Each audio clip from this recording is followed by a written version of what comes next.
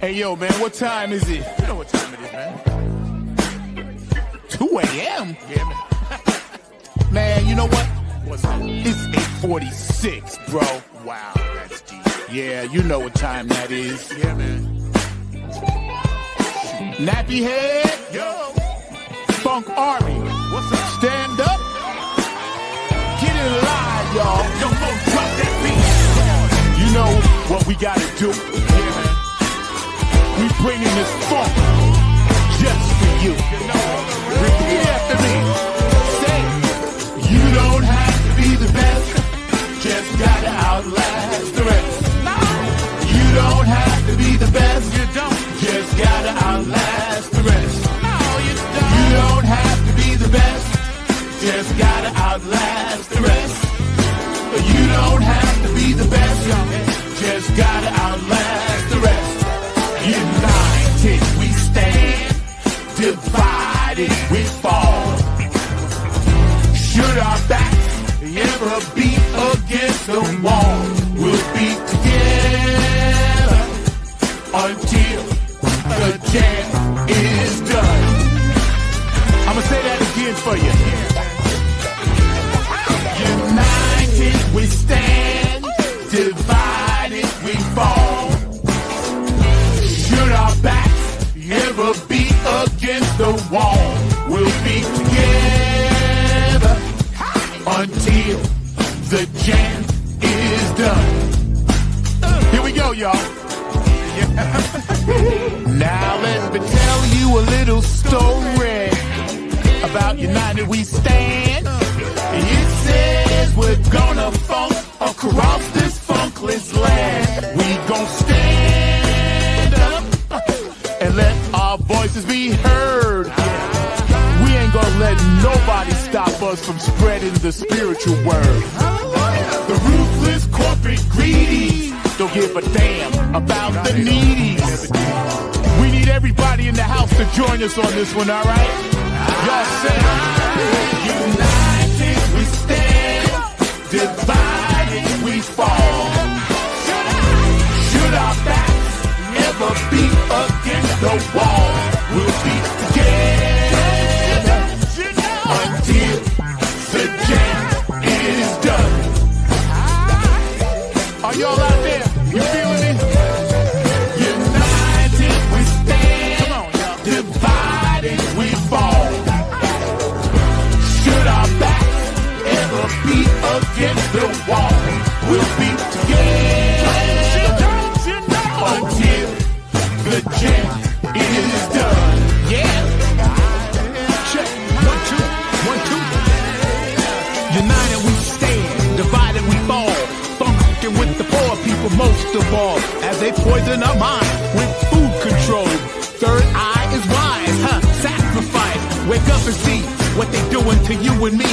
Keeping a separate product of Illuminati, like the jail cell did my boss John Gotti. Dirty politics and high-priced prostitution reside in all the important positions. Just look around at the injustice in the world. Some forced to live in a deplorable conditions. Watch us, watch what we do. This rap is coming up just for you. So sit back, relax, check out our phone calls. The nappy hip-hop army always bumping in your drum. Twitter, tweet, the TikTok. The ruthless corporate greedies don't give a damn about the needies. A movement, genocide and homicide is happening all around the world. Promise me this, promise me that, when all the fat cats stabbing us in the back. Man, get off my back, bro. Killing me. Let me see you wave your hand. We all wanna take the stand. Rise up against the corporate man. Let me head all across this land. Oh yeah.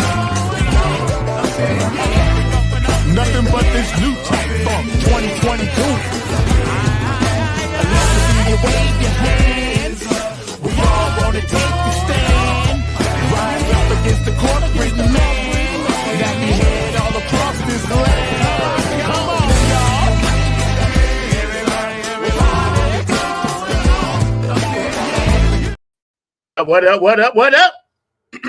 Yes, yes, yes, yes. This is that was kind of like uh fortuitous 2 years ago when we kind of put that together. But you know, this particular month, and I have next to me one of the most beautiful people I know, Linda Scheider, and she's always on the show a lot, supporting, and shout out to Cindy K Lane out there. Love you. Thank you so much.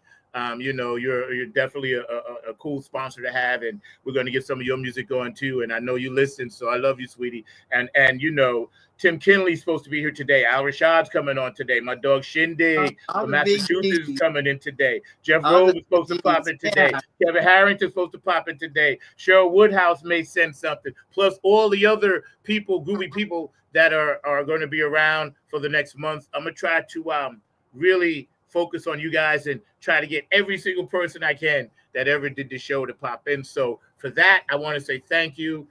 This is going to be a little bit different. No real commentary. We're just going to focus on all the good stuff we learned and shared. And I want to, say from personally, Mark, Lee, and I talk about this all the time. And sometimes Linda's, privy to some of the stuff we talk about the show and how it's really kind of cool the way it all came together. My dog Kevin Harrington, maybe I can get him on and he can tell the story too. So any anniversaries, any birthdays, shout out Kayla, Maya, Mackay, Robertson, Kayla Mackay Robertson. I always get you mixed up with your sister. Kayla Mackay Robertson. I know you turned 21 yesterday, so happy birthday. I love you, love you, love you, love you. Happy birthday. And also, my youngest daughter, Maya, also had a birthday in March 22nd. So she turned 17. So I love you guys, And also my son down in Georgia, he's 46 now. So I love all three of you guys with all my heart. And just know that Dad is doing everything that you saw him do years ago. Just funking. All right, got that out the way. Also, thanking the creator. Well, I came in to visit, my dear. Huh? Just came in to visit. I just wanted to wish you a very happy anniversary. 5 years. Okay, I didn't know. The front seat. I can't stay long. I just wanted to say love you. So go ahead. Yeah. Very cool things. So I just want to send you all my love. Have a great show, and I will see you on the backside. There you go. Thank you. I appreciate you. Linda Scheider, I'm talking all over. I didn't even know. I thought you was hanging for a minute. No, you did tell me you had to roll, though. I appreciate you. And we're going to clip that and save that. Linda Scheider, Funk Hall of Famer, her husband Gary Scheider, and all the great work she does. Actor, actress, activist, much love. Thank you. Thank you. Peace out. Peace. Yes. Y'all can tell I'm jacked today. So, yeah, man, I'm really happy because I actually moved the past 2 weeks. So anybody that ever moved before know what that's about. So, yeah, that's why I'm like super jacked. I haven't really had much sleep, that kind of thing. So, we had a lot of groovy people on, man, and a lot of people were, helping me push this thing along when it first got started, right? And that was mad cool. Mark is a major influence, and Kevin Harrington, like I said, and people that encouraged the show. So it's really, really cool. Shout out to Q&A. Otis, I love you, Q Dog, man, for hooking me up, with the swag. So when I get out there, my Riz is popping, no cap. You feel me? So I'm kind of loving that. Yeah, man. So 5 years, like, wow. I say that to myself sometimes. 5 years. So many things have happened. So many adventures and so many, highs and lows in the world. And I'm just grateful to God that he allowed this little thing to continue for 5 years. Something that popped up in my head, came to fruition. And it's like sometimes I get overwhelmed by it, not because I'm trying to crunch numbers, because if anybody knows me, they know one thing about me. I don't care about numbers in this or in the music game. I never did, and I never, ever will. I make music, they dig it. I make podcasts, they dig it. That's it. That's it. It for me. I've made it quite simple for myself. I've become a minimalist, and I guess I was always like this because I actually just love to play music and be around it and do that thing. And then I actually love to just communicate with people and share different stories and ideas and things like that. A good friend of mine, Jen Vanderput, and I was talking to her about I might be moving or something like that, and she's like, I'd be missed, and that really touched my heart. I love you, Jen, because I know you be listening. Thank you for saying that. I just want to make a difference, as we all do. We all want to matter in some way, shape, or form in someone's life. Shout out to Sonia down there in Texas and Brenda. I know y'all are like in Mexico, so y'all have a top good morning. That's all mad cool. And see, I know you're around somewhere, so that's cool. Appreciate that. Yes, it's been really cool. And Alice here. Hold on, let me bring my dog on from Florida. He's just popping in. I know he's got a cigar. What up, bro? What's good with you? Huh? What up, How you man? doing? Good, man. Good. I'm doing good, man. Thanks for rocking, popping in, and Absolutely. some of your music we've shared on the show, and just tell me like your thoughts on this being our 5th year anniversary, bro. It's amazing, man. It's fun. I remember when you first started, and you're actually in the front seat of your car. So it's been right, amazing. right. The elevation. I forgot about that. I did. I did. I forgot. Thanks for reminding me. Yeah. You have a Keep story. me humble. Yeah, and the conversations, the topics that you come through with are amazing, and it's just only getting better. Yeah. So congratulations to you and Chris. Yo, man, it's when COVID first hit, right, and we were all in that thing, that craziness, right? Mhm. Everybody was trying to do something, right? And I was like, man, what can I do? And called Kevin, and he said, "You'll never know until you try it," And then I knew Mark was like, into the production and doing a lot of things. And between those two, man, we was able to really kind of, think about how we could do it. And then who else? I tell you what, I called Philly Phil down in Texas. I spoke to him, and I called Keith Jackson from P Funk Radio. Oh, okay. Yeah. And the reason why I called them is because I was trying to find a time slot that didn't interfere with their shows, because I knew it was like the whole funk movement that I wanted to capture with the concept. And I know Philly Phil, he's now on P Funk Radio, but he's like on a Tuesday night. And then I know Keith, all week long, but his specialty is Friday night stress release party. And then I knew Gabe was on a Wednesday night, and then I knew Larry Funkster Jones at the time was coming in on a Saturday night. So I was like, you know what, maybe. And then I talked to Mark about it, and I said, because I only wanted Mark to kind of do the production end, because I knew he would make it work. And I said, would 12 o'clock in the afternoon work? And he was like, yeah, that'd be good. And then I thought about it. I was like, that might not be a bad slot. Right?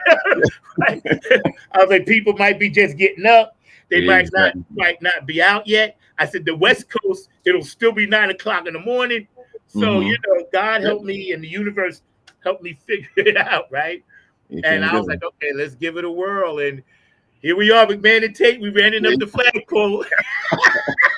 So here we are, man. Yo, how is your new thing doing down there? Because I know you was working with this girl for a while. How's that going? She's been like so many projects and so many different females I've been kind of working with. The first one, she did a really nice job. I wanted to do a reimagination of one of the songs, but her voice was too pretty for the song I was trying to, make happen. I needed a little more chicken grease in it, Yeah. So I had to, put that to the side. And then, everybody else, you say you want to do something and they don't take you seriously or seriously enough, is something coming up, or I can't get the studio or whatever, Yeah. And so I just keep it moving. I'm like, okay, I asked you, you had a shot at this or whatever, so I'll just move on. Yeah. I don't blame you because your mindset. We came up with the same thing. You and Mm-hmm. I played in the same bands and that kind of thing, and and still doing it, still working together, man. And that I, Yeah. I looking over you there and seeing you next to my hi-hat side, it was like, okay, it's almost like Joe Montana knew he had Jerry Rice over there. You know what I'm saying? He never had to worry. It was everything over everything else. But I know over here it's good, Yeah, man. People like yourself and Kevin Harrington and some of the people as lifelongers, I call Funk Army Soldiers, lifelongers, man. Y'all enlisted for life. Y'all was not lying because you guys have helped me put out some pretty good stuff. So Hey, I gotta say thank you. I'm just appreciative that you add me to the project and let me just play on it. Oh, you So kidding me, bro? That's an honor, bro. Yo, tell me, it's a blessing, bro. Because all I got to do is just stay out of the way. Sit on the sidelines with the thing and just pretend I'm coaching. I ain't got to do nothing. Throw the ball out there and y'all be on it. So that's one of the ways I think God has blessed me, over the years, to keep family able to work with family, and it's working out pretty good, man. It's working out pretty good. That's good. When I laugh about, man, remember we'd be in Just Garage practicing, right? And I'm playing, and you're like, hey, you're playing too much. Leave some of the notes for the next song. Right. Save a couple. Save a couple. Score too many runs in the first inning. Bumping too much shit, troop. You'll be tired in an hour. You're like, what else can I do on this? Yo, I tell you, my mentor, Howard Beeman, right? In my basement, we used to practice, and we was learning standing on the verge of getting it on. Like, and this dude stopped me like 6 times in a row. That's not it, right? And then we tried again. That's not it, right? He just like, no, stop. Too much hi-hat. Not enough foot. Not enough foot and hi-hat. More foot and less hi-hat. He grilled me. So that's where I got it from. It's not my fault, bro. I got grilled by some of the best in the business back then. Bobby Threadgill. He played in the marching band, and he was the drummer. That's why I always told you I spent the sticks for him, right? And he was like, he said, nah, man. He said, he taught me, rest his soul. He taught me one of the most valuable things I could have ever learned, how to learn a song. Right. He taught me how to learn. He said, you're listening to everything. He said, that'll come. He said, first get your part, then go back and then put your parts with the bass player. And then think about it in terms of, okay, now you guys are the foundation for the guitar and the keys. And then that's the orchestra that everybody sings to. And he taught me how to do that. Because when I used to listen to songs, I could hear all the parts. But sometimes drum parts, especially back then, you couldn't really hear what they were playing. Because of the recordings. You had to really, and a lot of times, I could be faking it. But when I got with the cats, they was like, nah, man, you I don't know what you playing, but that ain't it. I can't tell you how many times I heard that. That ain't it. Believe me, I've been humble. And because of that, I just wanted to share that, because when you and Byrne was coming up, I was like, these are some nasty young cats. I was like, where did you get these cats from, man? You know what I'm saying? I said, these boys are into the jazz, Marcus Miller, and this and that. I said, yo, they can fly, so. I appreciate it, man. And to this day, man, I still remember you said, less is more. Yeah, I can't tell you how much fun those days were. Oh, wow. Yeah, it was a lot of fun, man. A lot of fun. I told the story. You can elaborate. The time we went to Reverend Ike's church and rose up on the stage. Remember that? We went through the basement. The stage was in the basement. I don't remember that one. Nice. It might have been Alan Griffin with you at the time. No. You was me? there. Okay. You was there because Bernie was there. It was the new Okay, one yeah. to one, and Gail and everybody was there. Gotcha. Yeah. I gotta think you was there. I don't think Griff, because this is when I was married to Diane. Mm-hmm. Remember? Yeah, I remember that, but yeah. So if you remember that, you was there on that gig because Alan Griffin had left and I think went to down south to college or something. Okay. Yeah, y'all was there, man. Yeah, ask Jeff, he'll tell you. Anyway, we in Reverend Ike's church. This dude, right? Now, of course, Reverend Ike, we don't subscribe to him, but it was a good paying gig. And the stage rose like Earth, Wind, and Fire, pushed us all the way up. Because remember, Aaron was there as our roadie, Aaron and Pinky. Gotcha, right. Pinky and your sister was the vocals. Yeah. And I thought to myself, wow, this dude got us rising up on the stage. And at the end, he was like, yo, play something. He just turned around to Jeff and said, play something. So Jeff started playing something, right? And I didn't kick the gospel. I started kicking the P-Funk beat. Like, make my funk the beat. And Reverend I said, see, yeah, you can funk. And he was like going around talking about the money and everything. That's one of the fondest memories I have, bro. Because I thought to myself, oh, so this is all a big act too. It's all right.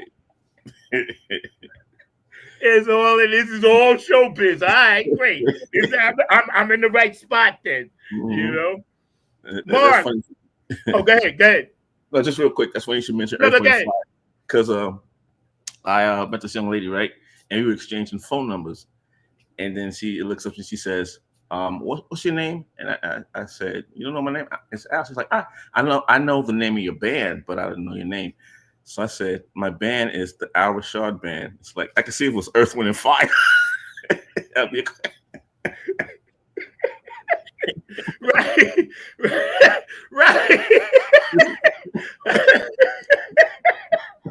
That's hilarious. Yeah. That is funny. Your name is in the band. Right. Stop lying. People, you know what though?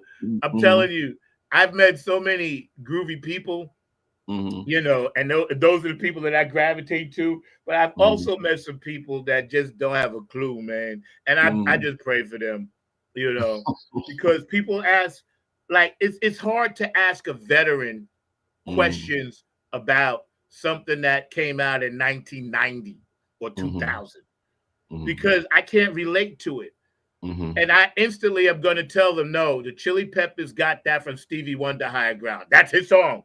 Airplane, that's his song. So let's hold up on that.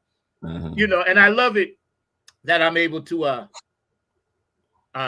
just give them that key to the next door. Because, you know, I had a young man, he's a nice kid, and we was talking about music, guitar player, and I hipped him up, man. We had like a 40-minute ride. I dropped so much knowledge on this kid, right? He got in the right side, and then he got out on the left side. He said, because, bro, he said, I can't even go out that door no more. He said, I got to go out this door because you done dropped some knowledge on me. Because I told him the guitar players to seek out, you know, because he's into hard rock. And he said 70s and 80s, right? Nice kid, man. And his name is Victor or something like that. And I said, listen, I said, you know, I'm gonna shout you out. I said, because you're very receptive. And I said, you know, you into this 80s classic hard rock. I said, yeah, your Van Halens and all them cats, they was the cats. I said, but you need to go back and really study what Ernest Isley was doing. Study what Jimi Hendrix was doing. Study what Eddie Hazel. He's like, who's Eddie Hazel? I said, exactly.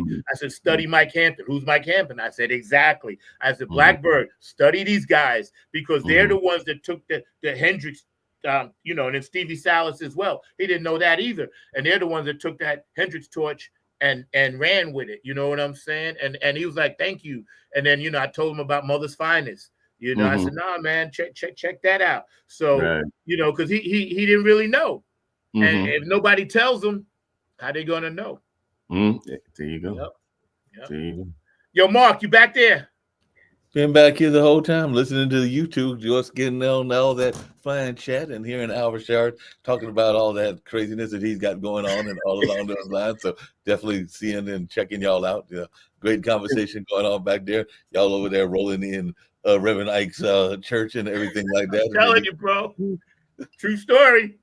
And then he's up there got his name in his band, is his name, and the woman doesn't know what's going on there. So I'm going like, wait a minute. Yes, I never can figure that out when you got the name in the Right. band going like, what's the name of the band?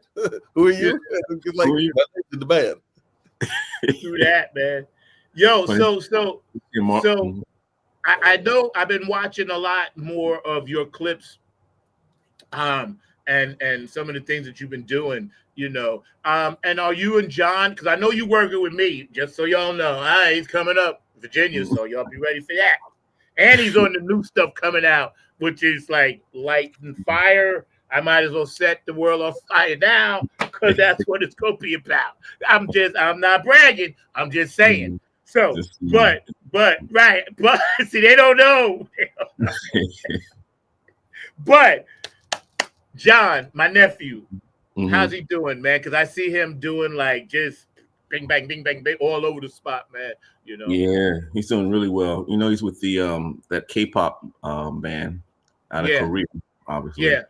And they had a 1.5-year tour. So I haven't seen him. He's been out of the country. He's been in he just left South America, Brazil, and all of that stuff. And then they're in Japan for another couple of weeks. And then they start the American leg of the tour. So, yeah, man. So you know, if they come through, tell them to let me know, because you know Uncle Zach got to be backstage watching my nephew do his thing. Yeah, absolutely. Yeah, it's huge. I mean, those I didn't realize how big those Korean bands are, man. They only doing only doing stadiums. Oh yeah, that you know, that's the new. I don't want to say good, but remember when like the Chili Peppers and all those type of bands were coming out with that new sound? They thought was new with that, right?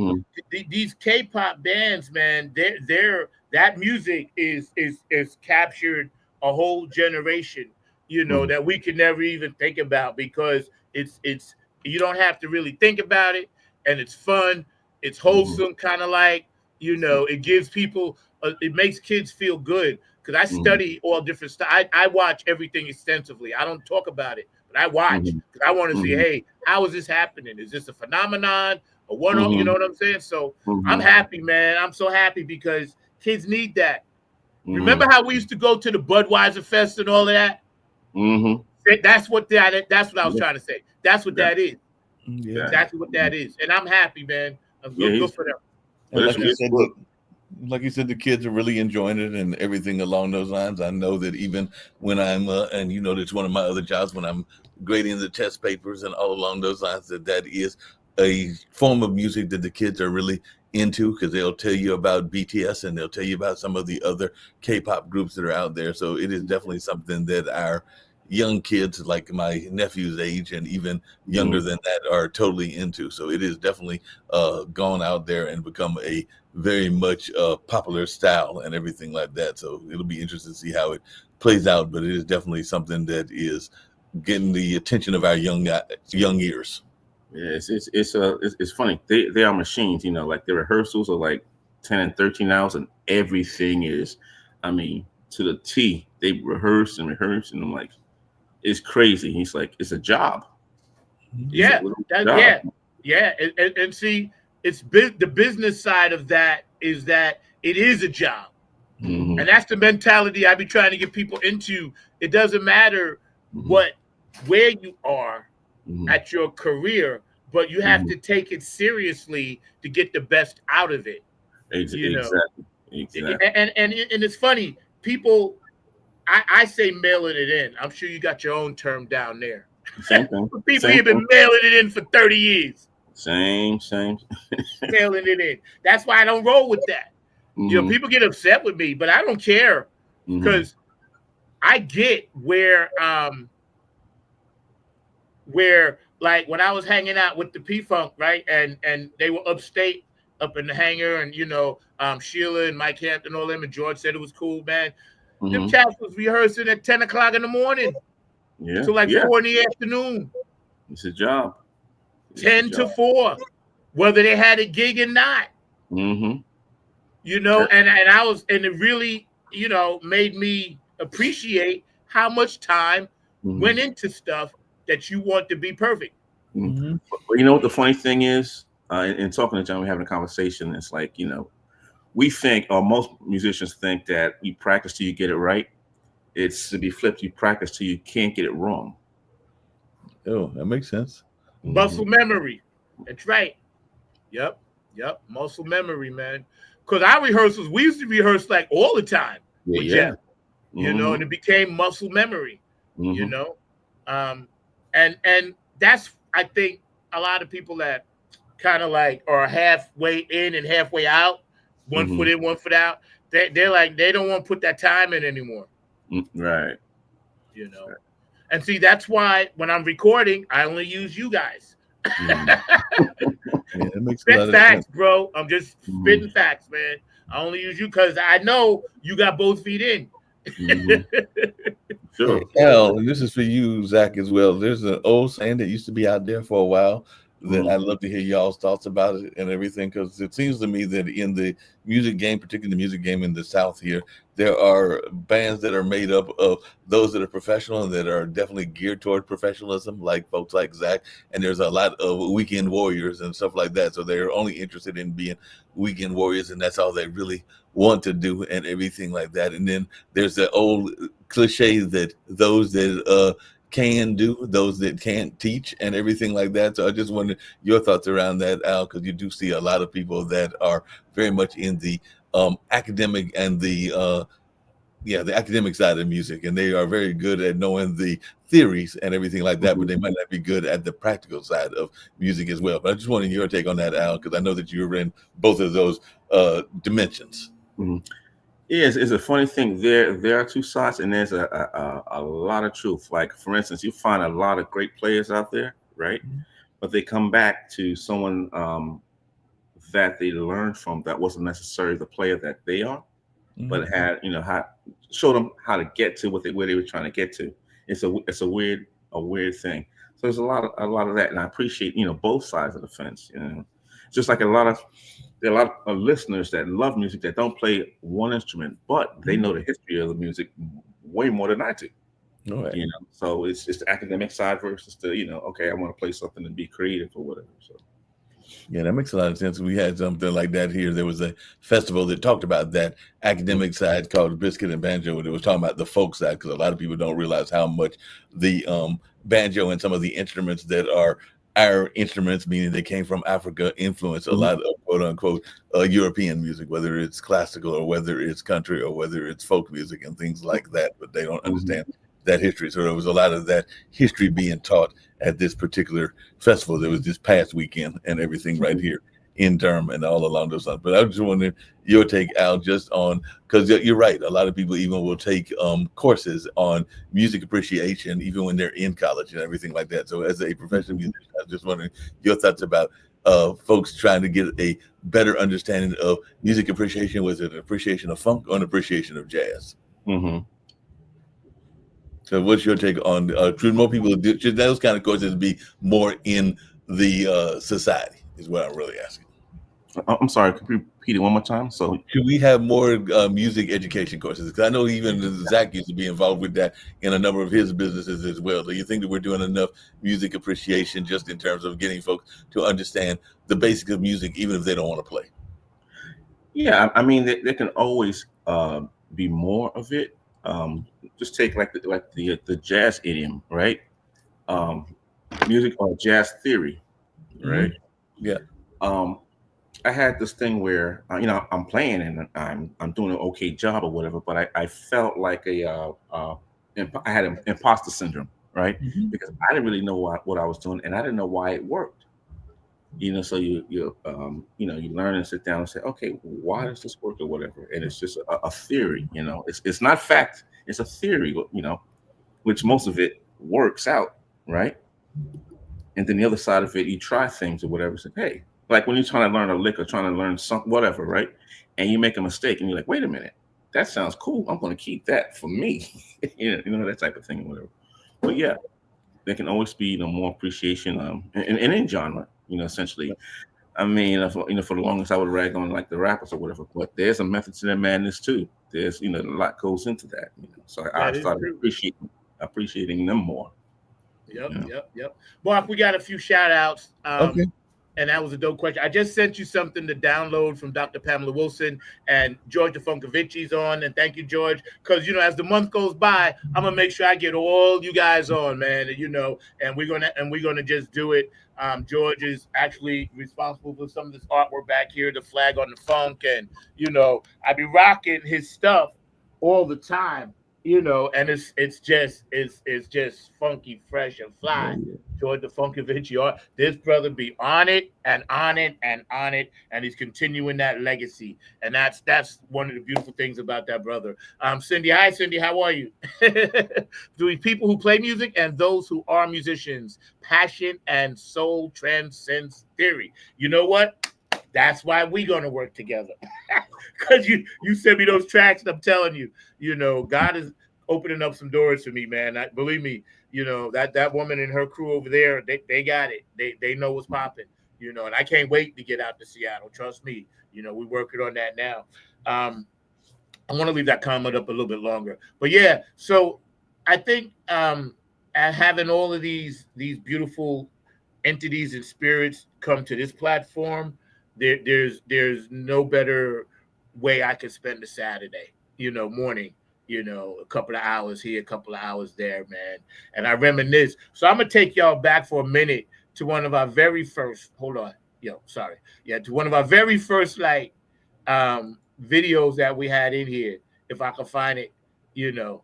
And this is gonna show, I guess, how long we actually been around. So y'all check some of these videos out, hang tight.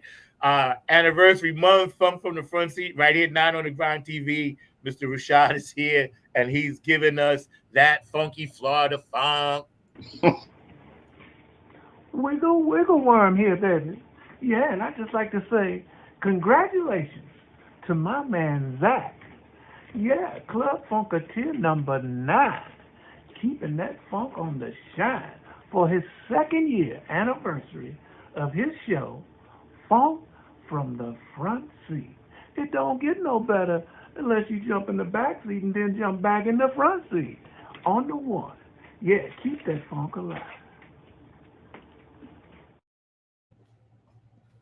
Now that was 2 years ago, right? That was 2 years ago. And when Bootsy sent that, that's when I kind of knew. I was like, okay, they you know, when the someone from Mount Rushmore sees what you're doing down there, and then they also know that you into that funk thing as they are, and you continuing, and you know, at that same time, you know, I was like a Club Funketeer ambassador, vice president, and I was like, you know, it's pretty.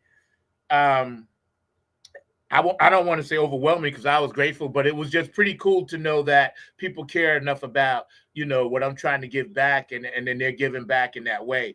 And that's why, you know, for me, this has been like a huge blessing. It's like my church, if you will, you know, because as you all know, I've practiced Buddhism, but it's my church, if you will, man. And a lot of these people that you're going to hear are, you know, people that have supported me all throughout. And, you know, Cindy, you can send me a drop too. I appreciate that because I know you're listening. Hey fam, what's goody good? What's really good? My name is Jeff Roberson from the gospel group called Jeff Roberson and New Life. And I'm coming to you from the town that we had to name it twice. It's so nice. New York, New York.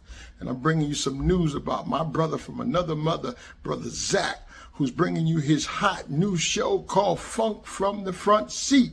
Listen, he's bringing you funk from the vault, from the past, from the present, and into the future. He's got that music that makes the hair on the back of your neck rise up. He's bringing you funk all the way down to your toes. This is that funk that makes you really want to groove. Stay tuned. Don't touch that dial as he brings you funk from the front seat. Listen, let's go!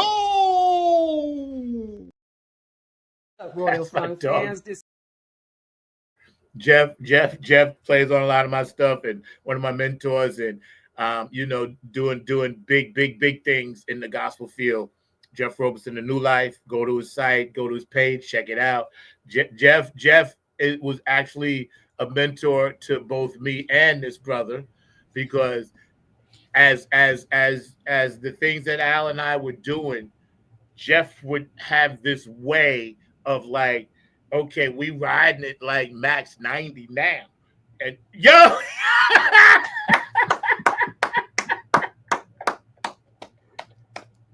yo, mind blown, bro. Yeah. Wow. I listen to that periodically. Oh yeah, I still do, man. I listen to it periodically, man, and I'm like, okay, for its time, you know, we was into something different, you know, we was into something different. That just freaked me out because I'm like, that was familiar. That was brilliant, bro. That was brilliant. I was just gonna say there was times when we'd be at max 90, and then Jeff would look over at us and shift it to overdrive. It was like, yo, remember we used to be doing Night in Tunisia, right? At Chaka, right? We did that version, and I used to really just want to stop and just watch him play that break. Cause I was like, there's no sense in me playing, you know, because I want to see what he's doing, how he does that, man. But that's really cool. I thought about that the other day. I was like, yo, that was pretty slick that we was playing Chaka Khan's version back then. Ahead of the time, man. Yeah, man. That's man, cool, man. We're hanging out today, Funk from the Front Seat anniversary show, man, and we're gonna be doing this all month. You know, get some of the forefathers on and talk about some stuff they did. I wanted to show y'all this little clip from a friend of mine out on the West Coast, Lisa Love. Royal Funk fans, this is Lisa Love, aka Alpha Unk Omega, coming to you from Love's Temple here in Southern California, inviting you to 9 on the Grind, Funk from the Front Seat with Zach Robinson. This is what I want you to do for me. Tune in every Saturday at 12 p.m. Eastern Standard Time, 9 a.m. Pacific Standard Time. Come join the meeting of minds. I guarantee soul's growth and high vibrations, not to mention the love. Keep it funky, y'all. Here he is, the man, the myth, and the legend. What up, Dick? What is happening, sir? Can you hear me? It's all good, bro. Thank you for joining our anniversary month, man. Appreciate you, man. Absolutely. Had to be a part of this wonderful moment and thing that's going on. Yeah, man. For those of you popping on, I don't know if you ever met Al. Al, this is Dig Deep, one of my mentors from New York. Sir, how are you, sir? Him and myself and Milo Z trying to get something popping. And this brother right here, I watched him before I put Nappy Head together at the wetlands. I used to be standing right underneath you, watching you. That's how much you mean to me, bro. Thank you, sir. That's how much you mean to me. I'm telling you, if it wasn't for you, I wouldn't have did that band. Wow. I wouldn't have did it because you gave me inspiration to prove that it could be done. Yeah, at that level. Yeah, man. And I always tell you that story, bro. I tell you that. I'm gonna tell that story to the day I'm no longer here. You know, because it's important for people to know how things start. You know, yes, and sir. Where you get your inspiration from. Yeah, this Al's a bass player, and Al, this brother here, he was jamming so hard and leaning and singing like that, right? I blew my mind how he was like literally digging deep. We get ready to run Al, one what kind of bass do you play? What kind of bass you play, Al? Well, a couple. The Fender Jazz, Marcus Miller. Oh, nice. Okay.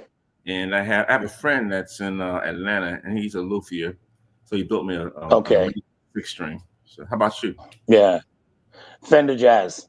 That was a thing for me. You know, Verdine played one, and it's like if Verdine's playing it, I'm playing it.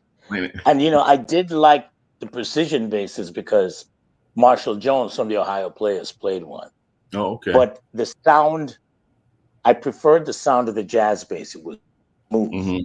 Like I could get any kind of sound out of it. And I like the fact that the neck towards the head of it thins out. Yes, You yeah. know, so and I mean, playing a Fender Jazz made me feel like Verdine, made me feel like Larry, made me feel like Jermaine.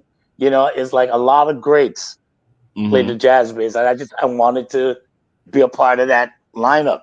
You know, That's it. I chased the Marcus Miller sound. Zach could tell you. Oh, really? Years. Yeah. For real, I was into Marcus before I even knew who Marcus was. He was telling me, "Yo, Marcus Miller's the guy." I was like, "Nah, Skeet's the guy." We used to go back and forth, and right. you were right. We were both kind of right, but Yeah. you was on Marcus, man. Yeah. Yeah. A lot of great bass players out there, man. I mean, it's just like, even although I started on classical guitar, I loved bass. Bass was it. And when I think when I saw the Jackson 5, that was the first time I'd seen a teen group or vocal group with bass and guitar. So whatever the Beatles meant to people before me, that's what the Jackson 5 meant to me. And I was like, oh, I got to play guitar or bass, And that's the way it's been ever since, man. And then, of course, when it came to just groups, grew up with the Ohio Players, Earth, Wind, and Fire, Isley Brothers, as the 3 top tier groups from the 70s. That was my total inspiration. And Sly kind of came later for me, and it's been Sly ever since. Nobody else more. It's been Sly and the Family Stone. I was gonna say, who a lot of people sleep on? That cat from Brainstorm. I think it was the guy from Brainstorm. You remember that group? Brainstorm. Oh yeah, yeah. A lot of people Journey Through the Light was one of my favorite albums back then. That's the one. Yes. And see, I got a chance to meet Belita and talk to her, and I asked her about that, and she said the industry didn't want them putting out messages about God. That's why they had to switch over to that disco. She told me the story. Okay. She said Journey Through the Light was about God. Listen to the words. It's about the light, going to God. And she said that hit so hard, it scared the industry. And the industry said the next song y'all put out, you got to do a disco song. Wow. That's how that happened. Yeah, man. Belita was so dope. I was hanging out with her in the P-Funk because she sang with them later. But she was I was in her apartment. She was frying fish for us, making food, collard greens, cornbread, frying fish. So down to earth. And I adored her. She had a glow around her. I was like, can you please tell me about Journey Through the Light? She's like, oh yeah, baby, I tell you. They didn't want us to, I'm serious, yo. And then when she passed away, it kind of touched me in a way, It touched me in a way. Well, now we know what the crimes of the industry have been for the longest time. So we're not surprised that these are not messages they want. I remember reading back I read within the last several years, I think out of Maurice White's book, that when they had released Mighty Mighty, the only reason that the record companies didn't promote it because they thought it was a song about the movement of Black people. And it was too spiritual, when actually the song was just about for anybody that we worship the sun, the God, but they didn't want that up there. Or else maybe they could have had a top 10 hit earlier than Shining Star. But the industry, wasn't having it. And a lot of people don't realize that as great the music that Earth, Wind, and Fire put out, they went through a lot of racism behind the scenes, man. Things that we didn't know.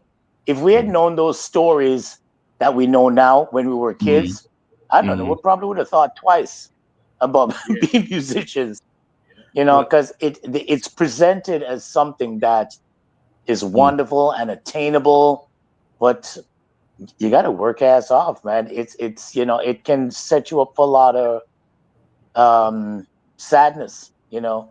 Yep. And You you know really what's just funny? have to depend on your love. Yes, sir. To piggyback on what y'all was talking about, right? It's like, and then I want to run some new music, man, because Al, when you get a chance, go look up Dig Deep. But he sent me something new to run. But remember when the Doobie Brothers did that song, Jesus is Just All Right With Me? Jesus Yes. is just Oh God, I all haven't heard that right in with decades. me. Jesus is just all right with me. It was a B B B C D E F side, and the only way I knew about that song is when I listened to the album. Yeah, Right? yeah, Because it was on the same album with Long Train Running, and that was the hit. And when we heard that song, because remember we did an interview in a radio station where Gail used to work, and she opened up with that song. See, I got memory like a steel ball. okay. Bro. Remember Gail, your sister? And then we did the one-to-one interview. Yeah, yes, man. Yeah. I totally forgot about that. Yeah. Wow. Somehow I can't remember where I put my keys, but I can remember 70 years ago. And I can tell you the song, the time, who's in the interview. Go figure. It's too bad I can't make money off this memory. But yeah, man, it's funny. Now we can put out all the spiritual funk we want. Mm-hmm. They can't do nothing about it. Yo, tell us a little bit about this Dig, this new one. Awesome. And also thank you for joining our anniversary, man. Appreciate you. Sure, man. Is this the one that I sent you? Awesome. Yes. Is that the track? It's really yes, just about, it's really just about free speech. Just being able to say what you want to say, think what you want to say, sing what you want to say, or sing what you want to sing. And it's repetitive, and it's a groove, and I just want to keep something simple, and it's actually setting up the new album that I'm trying to bring out, hopefully in the next month or two. Yeah. Nice.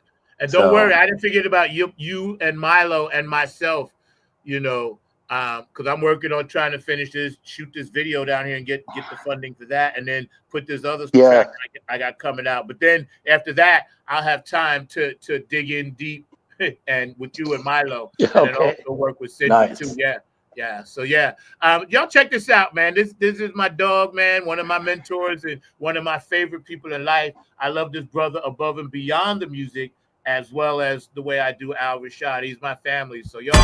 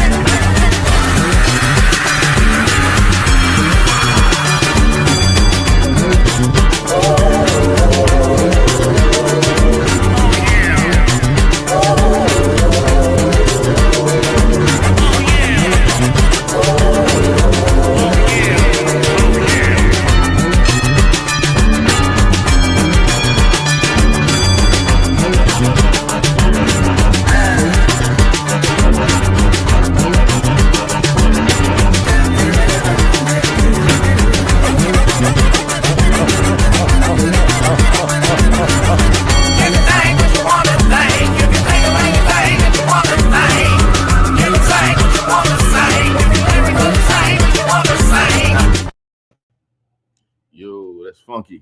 That is You funky. be on ones. Woo! Yeah, bro, you be on one, man. Yo, congrats on that. Yeah, That's congrats. right. Thanks, man. Yeah, you sent me that the other day, and I pumped that up in my car, and I was just at the gas station, and people, yo, you be on one, bro. Congrats Thank you, on bro. that. Thank you. That has all the Thank you, elements sir. of the dig deep that I know. Thanks, that you man. can do, man. So Yeah, appreciate definitely. that, man. Congrats Appreciate on that. that. Yo, so here's what I wanted to ask you guys. You guys are both, in the game and doing your thing out there. And George, I'm rocking your brim now. I was trying to wait to halftime to get this rock, George the Funk Vinci collection, and I was blessed to get this by Cindy K. Lane. So God is, working some magic for me. Let me see what Mark. Oh, we got some comments. Okay. Yeah, here's a comment from George. Shindig, some of that like out the box funk. Oh man. Out the box funk. George and George knows now because he's an artist and a musician himself. So Right. he knows. Yeah, he's right where the mothership is, and he gonna be coming on next week, and we get him and Hector and a few Oh, other people nice. down there in Texas. Yeah, that's my Nice. dog down there. Yeah, man. That I was gonna ask you guys with us having the opportunity now to we lost Shindig. Okay, he'll be back. With us having the opportunity now to Al tell our story about 2025, and how we're gonna write this chapter of the music game. I don't think I think we're all in a great position. I really do. I'm so optimistic about what we can do as artists. How about you? Well, we definitely have a story to tell. Yes.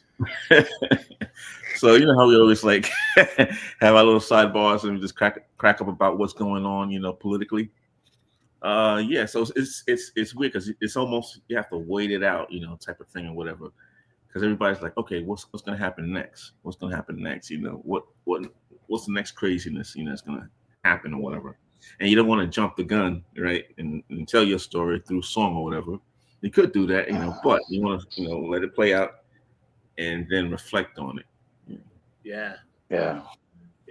I was asking the question with us. I think I'm such a glass half full person right now because I think as artists, there is no better time for us to put pen to paper and get stuff out. Yeah. Or artwork or whatever, because it's wide open for us now. We have so much to talk about. Yeah. How do you feel about that? I think I think that's definitely so. I think a lot of us have been forced to be independent probably for the last 25 years. And I think, I know for me, I felt like being independent was because I couldn't get a record deal or got tired of trying, but it's actually helped me to express myself in any which way I can, and because record companies tend to, and especially with African-American artists, corral you. You can only do this, you can only do that.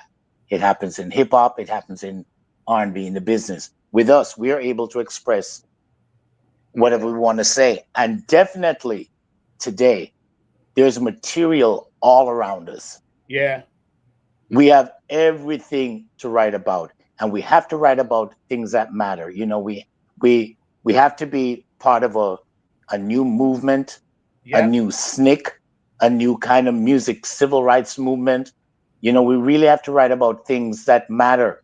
And the first thing that we have to do is that we have to say that within our culture, there are a lot of great things happening, but there's a lot of bad behavior, and we have to address those things because they're just there, But to answer your question in a greater way is just the material is there, and we are very fortunate to be in that position to do so.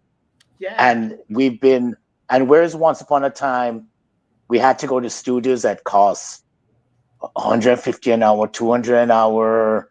You know, you have to record at midnight if you want a cheaper rate, and tapes were this large and all stuff. We have everything in front of us. All we need to do is apply ourselves and do it. Keep doing the music no matter what, no matter how bad you feel. Do it. Be Prince. You know what I mean? Just get in there. Just do it. Put it out.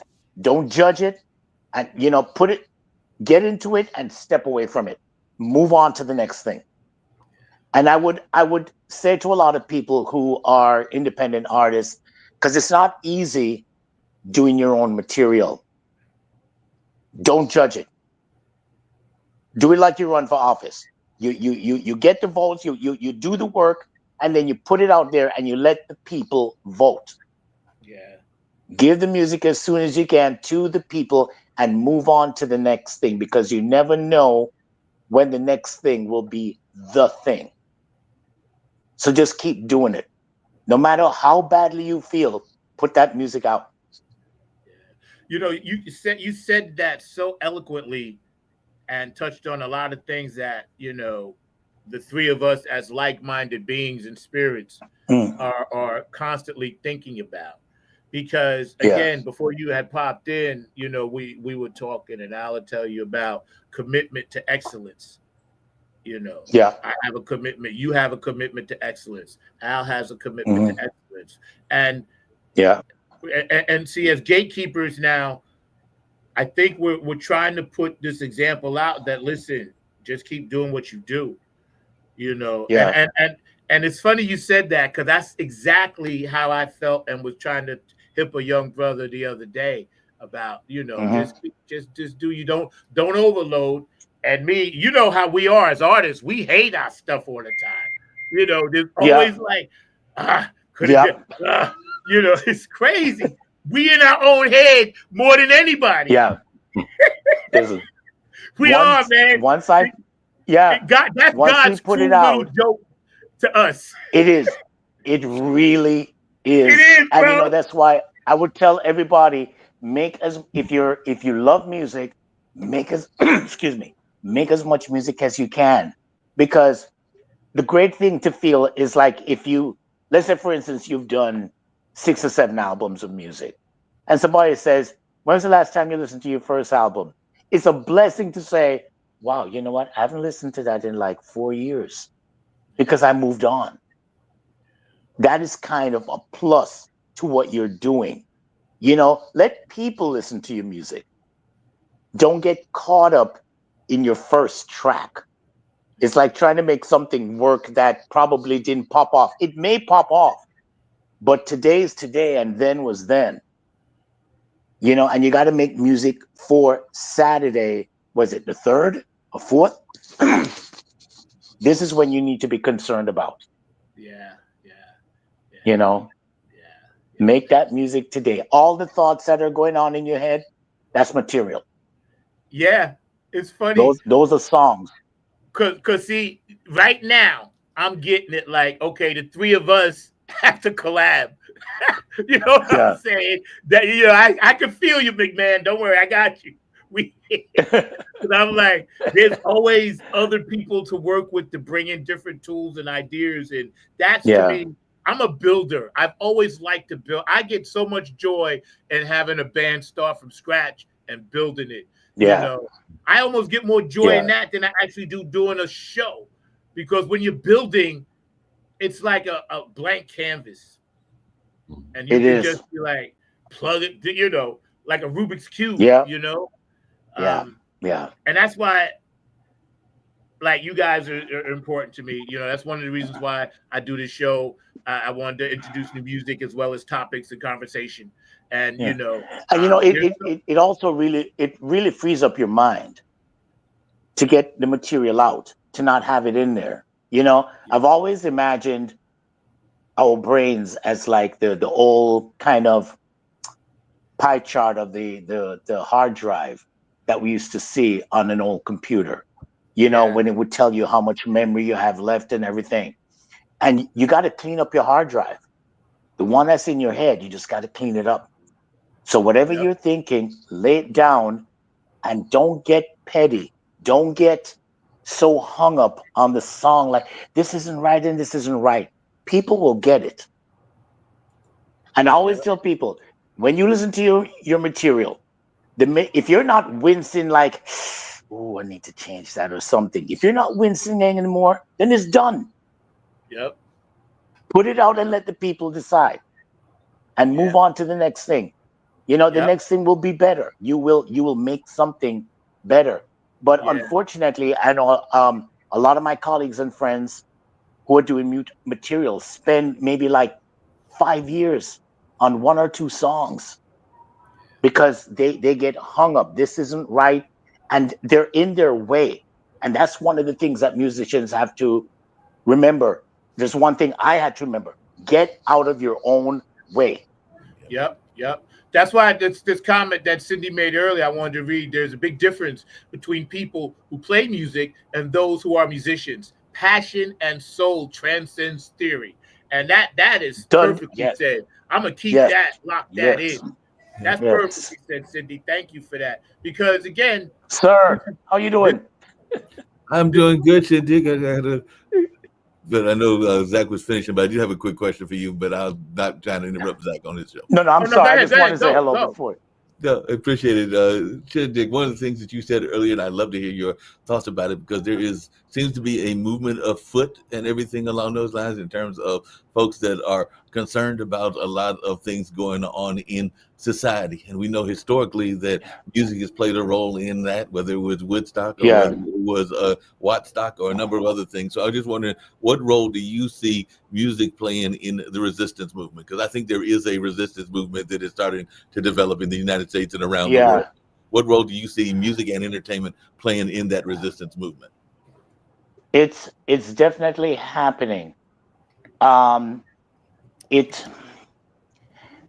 me think for a second.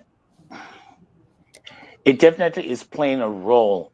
It needs to be on a platform. Hopefully something divine will bring it to a platform where everyone will see. And in that instance, I mean, since you mentioned Woodstock and Wattstacks, those 2 platforms brought everything that was happening before into one place where everyone could see what was happening.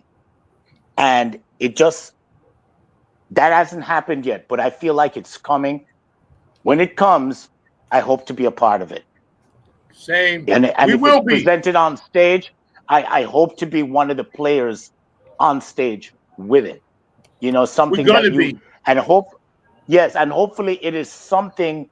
Hopefully it is a song that is chosen that will carry the message. But I think something's coming. It's been happening for a long time, because we're like we've been the new record company, but without the business and all that other stuff. You know, it's like when something else has hit the ceiling, something else is happening. So this is a new underground. And all the people that were forced to be independent musicians, not by choice, but because we were shut out. Yeah. And also too. Oh, go ahead. Go ahead, please. No, I was just saying that, also you know, something's brewing. Yeah. And it's going to happen. I think the only thing is that we have to be sure that our eyes are wide open and we recognize it, or we'll pass it through. Or it will pass us by. And the thing is that, no, just one more thing. Whenever it comes, however it's happening, we have to treat it. It has to be filled with dignity, integrity, and character. It cannot be cheap. It cannot be immoral. It has to raise up this new movement. It has to be a part of that, because we've seen other things where listen, you want to write degrading music, that's fine. Yeah. But it never usually is a happy ending. Yeah. You know what I mean? It's like if we really want to rise up and do something really well, We have to keep our music positive. We have to put Muhammad Ali in there. We have to put King in there. We have to put Malcolm in there. Whomever. Our music has to reflect something that inspires kids, because they don't even have music programs. Right. So we have to be their music program. But they got to look up to us. That's they can't right. look down on us. And what I was going to add to that is that in addition to it happening, we have to make it happen ourselves. Like we have to say, okay, everybody we know that got something, bring it to the table now. Everybody keeps their own. Which is what I think we're doing. Yeah, that's what I mean. Yeah. So we're actually actively doing it. And they're not really paying attention, but they are. That's why they be ripping us off on Spotify. You know what I'm saying? Yeah. But that's a whole nother show. Did I answer show. your question, Mark? You did answer the question. I was just going to say really quickly, this is actually getting ready to be the anniversary of the March on Washington. It's coming up in August as well. So it'll be the March on Washington took place in 2000. I don't want to get into any commentary, Mark. No, this is about the anniversary here. I get that. We'll get into that, but we're going to leave that energy out. Today is about. I was actually going to tie it to the entertainment, Zach, because what I was going to say is just what Shindig said, which is if you go to the March on Washington, it was the entertainers that actually were the voice of that March on Washington. Yes, so exactly. Yeah. Okay. I got you. That was the Woodstock of the civil rights movement at that time. That's the point I was trying to make. Shindig. Yeah. I got you. But what I was going to say is like what we're actually trying to do here, and what we want to focus on with the independent artists, because those were major artists, so they got invited to do that. The Aretha Franklins and the Sidney Poitiers and the Stevie Wonders of the world, they were already mainstream major. We have to start our own grassroots. Shakori Hills is playing right over here in North Carolina. We played it last year. They won't have us back on this year. They said we're in a 3-year rotation. Yet I looked at the list and I seen some of the same bands. So it's a lot of nepotism and a lot of politics with this stuff. That's why what Shindig is saying with our political mindset, that's why I'm putting out a political song, because I want people to know, listen, I'm paying attention. I don't need you. Hold on, we got Kev coming in. Yes, sir. What's up, bro? How you doing? What's good? What's good, man? Thank you for joining us. I know you're grinding. Thank you. Yeah, just want to pop in real quick. Say what's up. What's up, everybody? Hey, Mr. Harrington, how you doing? All good. Good. What you been up to, man? Good. Grinding, man. You know it. You know what it goes. Same thing. Yeah. Kevin is we go way back. Okay. We go, and he actually is on my new stuff, the one I'm gonna send you after the show, Dave, for you to check out. Yeah, I ain't putting it out yet, but I'll let you hear it. Please. Yeah. You know, one of the things that with what Mark was saying, is kind of like there's been this resurgence with Sly and the Family Stone. You know, they came up, what's his name? Questlove came out with the movie and everything. Yeah. No matter what Sly has been through, that's how important Sly and his group have been. They won't go away, and they're just not there because they were popular. They're there because of the things that Sly said. It mattered. So it supersedes all the things you want to say about him, the drugs and all that. It doesn't matter. It matters who he was at that time and what he meant to music and to people. His band was the face of America. And he was very sincere about what he did. So as a movement, we are hoping that we can be a part, that we can have that platform, that coming up for air thing. But the content of the music has to matter. Yeah. You know what's funny though? If you think about it, some of his hits, the bigger ones, they were only 3 minutes and 23 seconds long. He was the original cat. That was like, a song is only going to be like, now they copied that, but it's all crap.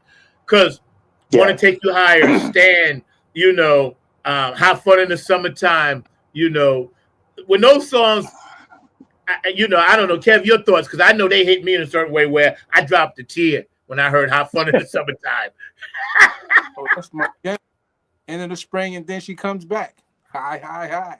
Right. That was my summer, man. That's why I related to the tune. That was like a perfect verses of what my summer was as a kid. Yeah. Real. Yeah. I know Sly was very thoughtful, very, very thoughtful. Yo, he had such Where'd a Mark? Where Yeah, did Mark and the other gentleman go? Who? Wasn't there another? I forgot his name. Oh the yeah, other yeah. gentleman I Al, just people are met? gonna be popping in and out, so it's just we okay. just All right, cool. we ain't doing a regular show. It's just about reminisce and talk about Oh, I anniversaries. see. Okay. Kev, Got it. we got a few videos I want to show, but Kev, I don't know how long you have, but I know I got some of your stuff loaded in here. I know I do. And tell us, what have you been working on recently as far as like the music thing besides Nappy Head?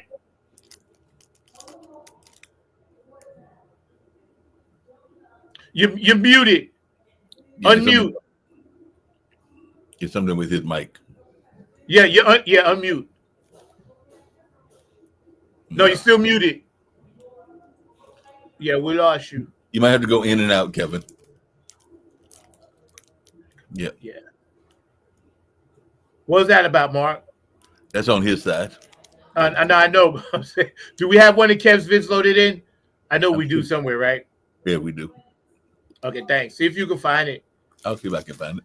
And Thank you got you. Al's in there as well. I did put that in there. I found Who's? Oh, I saw because we're gonna run those in a minute while Kevin's getting it together. But again, I want to just thank everybody just hanging out because we're sitting here telling stories, reminiscing, gaining knowledge from Shindig about some of the things that we see, his music. You in, Kev? But Mark, I'm excited about what's coming. I don't know what's coming, but I'm excited about it.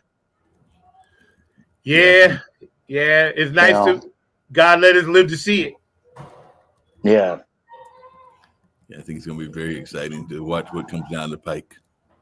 Yeah, I'm going to run this real fast while we'll wait, and then Kevin come back, get with us. These are some nice things that was sent in to shout out, our anniversary and everything, and we really appreciate you, Cheryl. What up, my funk family? I want to wish Zach a happy anniversary. You are still grinding with 9 on the Grind TV.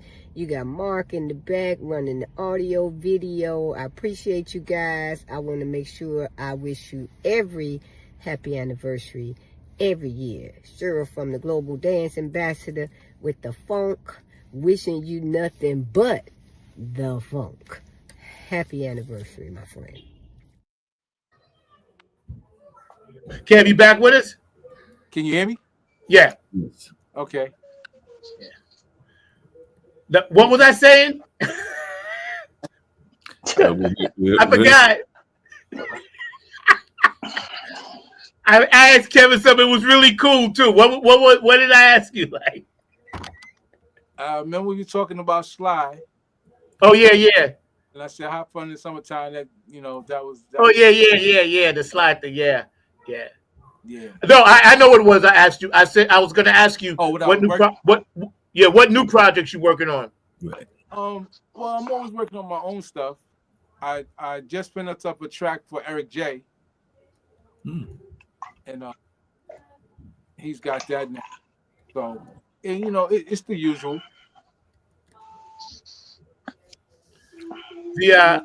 I'm always doing something. Yeah, maybe y'all could send that to me so this way I can run it on the show next week if it's out. I don't know if it's out. Is it out? Did he put it out yet? No, he just got it. It's a new track. Now he has some other stuff that we did. Okay, yeah. And It's been a while though, because I got caught up in life, so I'm really kind of just getting back to it, And again, while I got you, man, congratulations on another year. I was privileged to be part of that conversation that decided you was going to do it. And please share, man. Yeah, either I started mine the same year you or the year after, because of that. Yeah.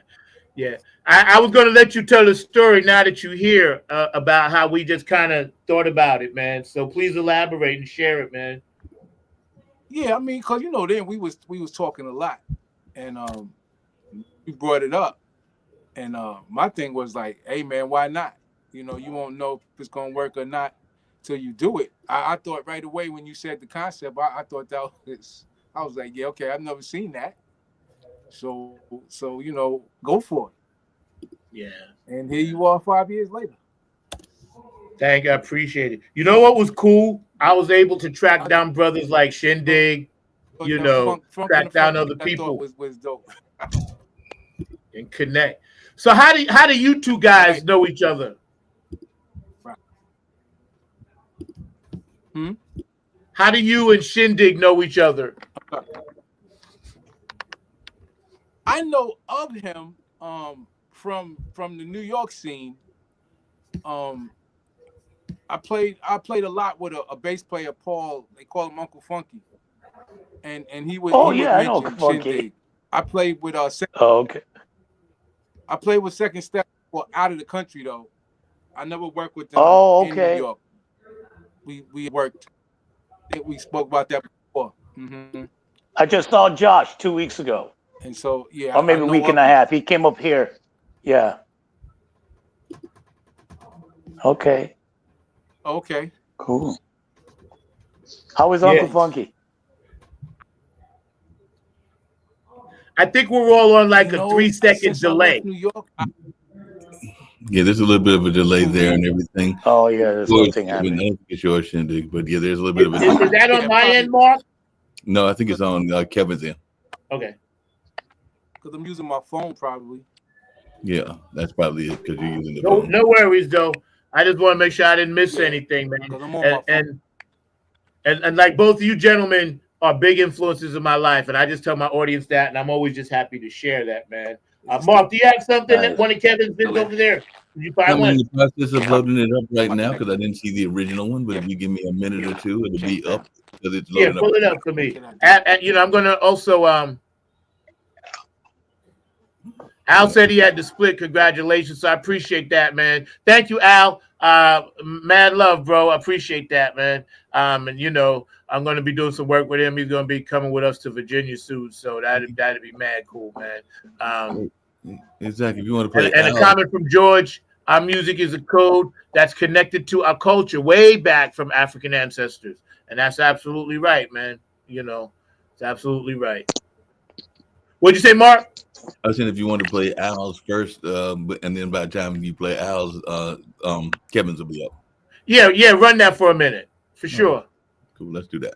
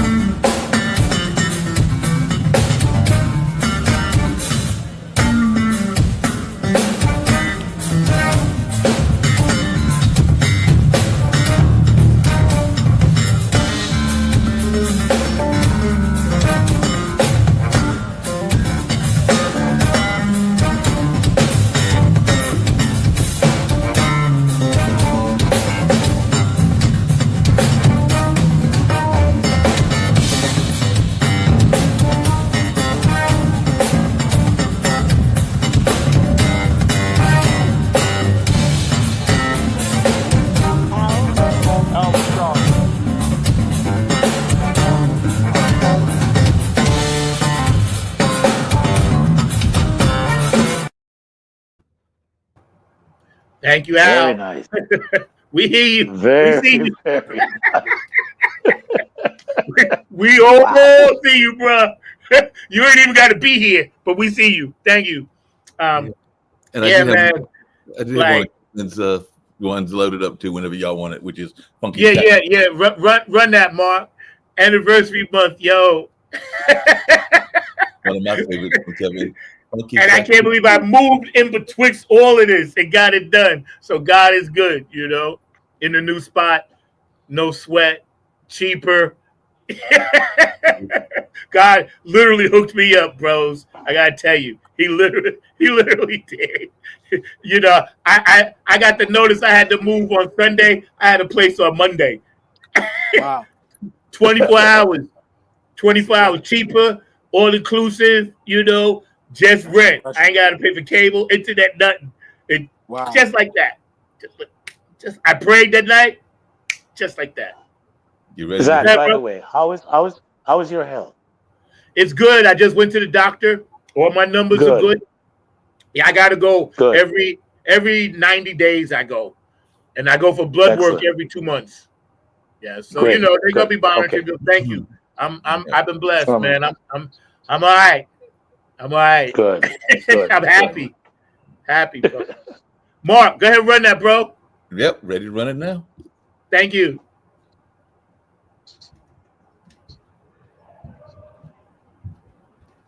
Where's the volume?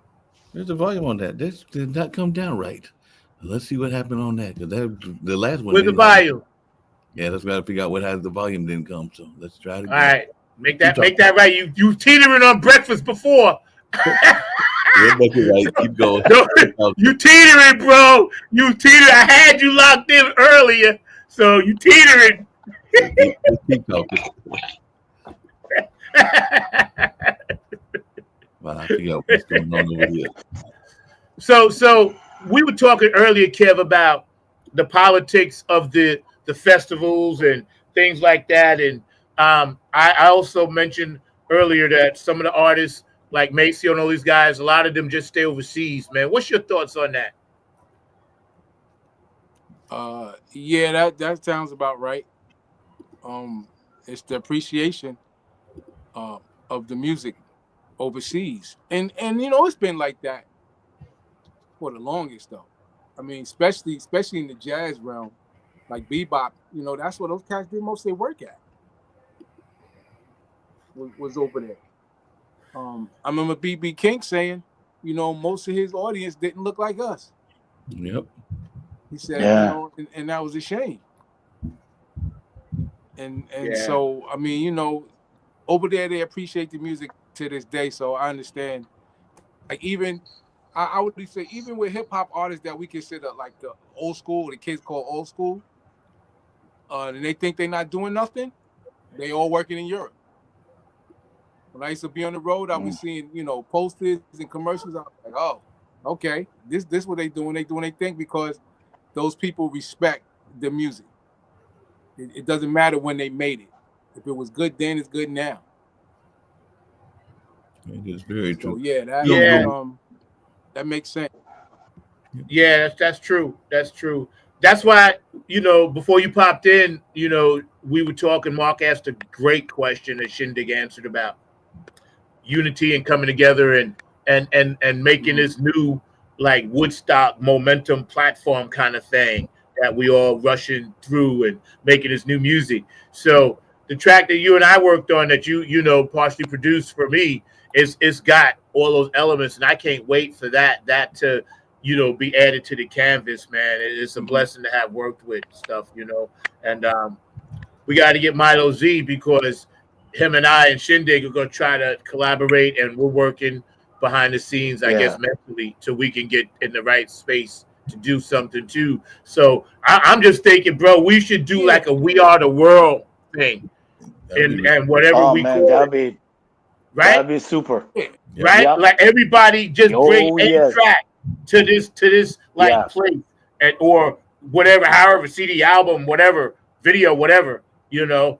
I think that'd be dope because God has us all alive for a reason. Yep. Well, if folks are ready, we'll go the old-fashioned way since the new-fashioned way didn't want to work. But if Kevin doesn't mind, this is one of my favorites. So let's take that funky, sexy, cool. I know you're gonna dig this.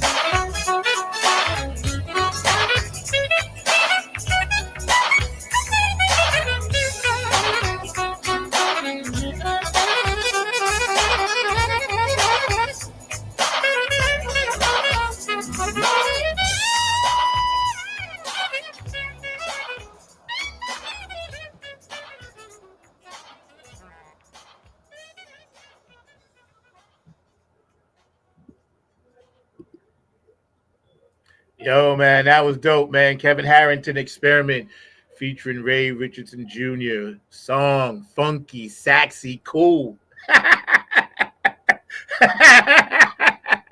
That was dope, man. Thank you for. Oh, let me get. You gotta. We gotta unmute you. Hold on. I didn't want you to unmute. Can you unmute? Ken? Oh yeah, that great. Thank you for sharing that, man. And I remember when you had, you know, was in the process of working on that, and you were shooting it. Why is he sideways, Mark? He did that when he adjusted his phone because I think he's doing it on his phone, so he adjusted it the wrong way. They got to go. So we'll be all right with it, unless the earth is falling apart. Shit, help me! Come and get me! Come and get me, bro! Yo, Kevin is slipping away. Come and get me, please. The funk is on its side. Yo, smell funky, sexy, cool. Yo, I'm feeling that. That's what's up with that. Featuring Ray Richardson Jr., but he was crushing that, bro. He was crushing it. Yeah, I said, yo, come and get me, shit. Kevin is slipping away. They pulling him. Yo, man, that was nice. Thank you for sharing that, brother. I appreciate that.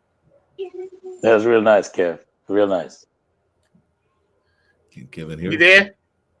Oh, he's on his phone still, Mark? All right, cool. Yeah. Can you guys hear me? We have that other video to share that I think Dr. Pamela Wilson, who will be with us next week. And, like I said, we're going to have a lot of different people on, that have been on the show, some first timers. So Cindy, get ready. We're gonna really share this for the people, man, because again, 5 years, I never thought that I'd be doing 5 years of this. I always just thought it would be like, a couple of months and then COVID will be over and then we all go back. So this is from Dr. Wilson, man. Thank you, Dr. Zach, Wilson. I heard you had an anniversary. Well, happy anniversary. It is such a pleasure for me to wish you a happy anniversary, Zach. What you do is important, and what I receive as Vice President I Am Walk is every bit of funk, and I appreciate it, and I wish you the best, my friend. Thank you for giving us a platform to speak our voice on your show. It's important to us, and you are important to the world. Thank you, Zach, for what you do, and happy anniversary. Dr. Pam Wilson, I'll talk to you soon. Bye-bye. Yeah. I hadn't seen that. She just sent it. And thank you, Mark, for loading that up. And of course, none of this flows without you, Mark Lee, the producer. And people always want to know what I say. So I say this: the man behind the glass, keeping it funky, keeping it classy, always sexy, and never last, Mr. Mark Lee, published author, by the way. So, Mark, please tell our audience. And thank you, Dr. Wilson. And we're going to have you on next week or the week after, whenever you freed up. Tell us, Mark, a little bit about your recent accolade being a published author, please. Yeah, no problem at all. My good friend Brian Showman, who is a LinkedIn influencer, got together and had us all write books about what it was like during the COVID and how we got together and how we got through those hard times. And mine was about the whole notion. And I would say Shindig is part of this as well. And even you, Zach, that it's not just our blood family, but it's our found family as well. So that's what the whole essay that I wrote was about, how during COVID, I connected with some people, both brothers and sisters that were not just Black, but white, Asian, and a number of other cultures that became part of my greater family, and all along those lines, because we were all connected through, like y'all are connected through funk music, we were connected through some partying that was going on and through some shared shenanigans and all along those lines. So they became part of my extended family. So I was glad to get that chance to be published at the first of this year, and it is a best-selling novel now. So definitely glad to be part of that. So if you check out Voice Your Vibe and all along those lines, and Brian Showman, and matter of fact, I might even get a chance to get on it even second, because I know he's always working on books and everything like that. But yes, Zach, I know you've been touting that book, and I definitely appreciate it. And I know Brian and the rest of the authors appreciate it as well. So definitely, it's definitely out there, and I'm glad to be a part of this book publishing company and all along those lines. And now we got to get you to publish your book. You got all kinds of stories and all along those lines. So I need Zach to get his book out. Nice. Well, we'll see, but I'm working on it. Alcoholics, bootleggers, prostitutes, preachers, and pimps. So I'm working on it, man. It is. It's just my life story. I'm just basically going to tell my life story. Mark, can I ask you something? Mm-hmm. Can I ask you something? With your new book, how long did it take you to write it or to prepare for it? Well, they sent me a notice. It was like, I think it was around the summertime of last year, and they asked me to write a chapter. So it's literally several of us. I think it's about 20 or 25. I don't have the book in front of me right now, but they asked me to write a chapter. And then I got a notice I think I told Zach in December or the first of the year when they told me, hey, remember that chapter you published? Well, it and the rest of us are all published authors, and now the book is already hit the charts and everything like that. But my particular part, it took me literally about 3 or 4 days to write that because I had to get my thoughts together. Oh, okay. All right. Okay.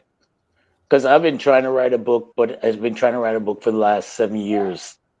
And it's back and forth. It is, I mean, I've never tried writing a book, but I figured, I have all these thoughts in my head and all these discussions that I've had with you guys about music, about our journey through music, and trying to capture all of that. And really from a standpoint of a musician, I wanted to show what the blue-collared musician was like, the person who worked for a living and still had to do their music. Not signed, not given anything cushy, but just the blue-collared musician, as I like to call them. And about my experience of just really having to get up, go to work, then go to rehearsal, doing gigs, and just, still trying to follow that dream, So, but Kev, I know you back. I was writing just a book. congratulating. I didn't mean to cut you. I was just congratulating Mark on his book. He's one of the authors in this book, so published author. So I don't know if you knew or if you was here the last time we talked about that, but I was just giving him his flowers. I appreciate that, Zach. I'm proud of him, bro. I'm happy. Just really quickly, on those lines and everything like that. It's on Amazon, and I got to get you a copy. Mark, Kevin is asking you, what's the book? It's called Voice Your Vibe. It's a book that's done by my good friend Brian Shulman. I am one of a couple of folks that are writing on it. It's actually you can find it on Amazon and all along those lines. But it's definitely just our journey as part of that LinkedIn kind of community that was out there that was going through the COVID eras and sharing some of our fun and also some of our hardships of what was going on during that time. So I wrote about that whole notion of not just your blood family, but your other family as well. So that was what my chapter was about. And to you, Shindig, and even to you, Kevin, I think both of y'all are amazing folks. Every time that I see y'all when y'all are on with Zach, who I think Zach is amazing as well. I think all three of you need to write books and all along those lines. And if you need some help even on the editing side and everything like that, I'd be willing to put my services in that to help y'all get y'all's book. That's good to know. That's good to know. Thank you. All I have is the title. I ain't got no tracks. I got the title. Alcoholics, bootleggers, prostitutes, preachers, and pimps. That's the name of all I got. The working title I have is "Who the Funk Am I to Think I Can Write a Book?" That's my working title. Who the funk am I to think that I can write a book? I like that blue collar musician funk that you said. That hit a note. That's a song. All right, maybe blue collar. Maybe I'll do that. That's a song, bro. Blue collar. Blue collar. Man.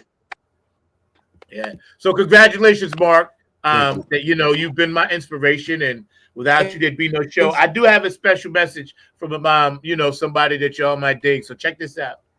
It's Peppermint Patty. Hello to everyone, all of our Club Funketeers all around the world. I want to say this to you. You're watching FFTFS on 9 on the Grind TV every Saturday, 12 p.m. Eastern to 9 a.m. Pacific. Oh my goodness, what a wonderful show it is. And it's with our Club Funketeer, who? Zach. On the 9. Zach is the vice president of the Club Funketeers. So we lift him up every day and we thank him for keeping the funk alive. All right, go ahead. Let's do it, number 9. Peppermint Patty.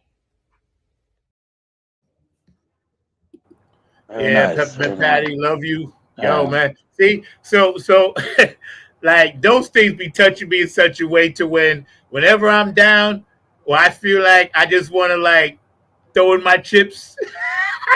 I can't, because I know all of you and people that are supporting my spiritual side, won't let that happen. And I hope in turn I do that for y'all.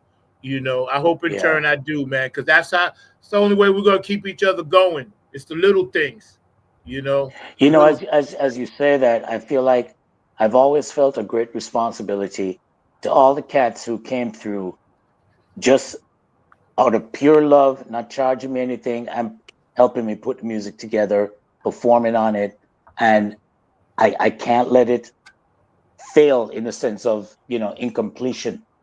You know, I have to finish it. If I'm asking them to travel up here or whatever, or me going down there and ask them to be a part of a record, that's one of the few reasons that I got to finish it. Yeah. I got to make it worth their while, you know? So, well, listen, I feel the gentlemen, I'm going same. to take off. All right, bro. I love you, man. Listen, love you too. Happy anniversary, Mark. Thank you. Keep writing, and I will ask you about things. Mr. Harrington, Mr. Kevin Harrington, nice to meet you. And yeah, keep doing it. Thank you for all the times that you've had me on the show. Yep. We just getting You started, know. brother. We just getting started. So thank you so much. And hello to this young lady that just came on. And I wish you nothing but the best, man. Yo, we just getting Nothing started, but. bro. We just getting I started. know. But thank you for making a lot of us visible. Really, and just wanting to know what we're thinking. So much appreciated. I love you, brother. Appreciate you. Love you, sir. Marky, talk to you soon, man. Yep. All right, everyone. Peace. Hi, Cheryl. Cheryl, you on Hey mute. there, how y'all doing? Good. What you up to? Just finishing up a wedding anniversary from the front street. Definitely wanted to come on and wish you a happy birthday. I was trying to get on earlier, but they couldn't get enough of this boots on the ground, and I was just teaching dance after dance. But happy anniversary to you. You and Mark have been such an 5. Number 5.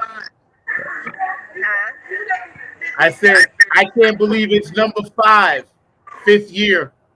5th year. That's Went by awesome. quick. Yeah.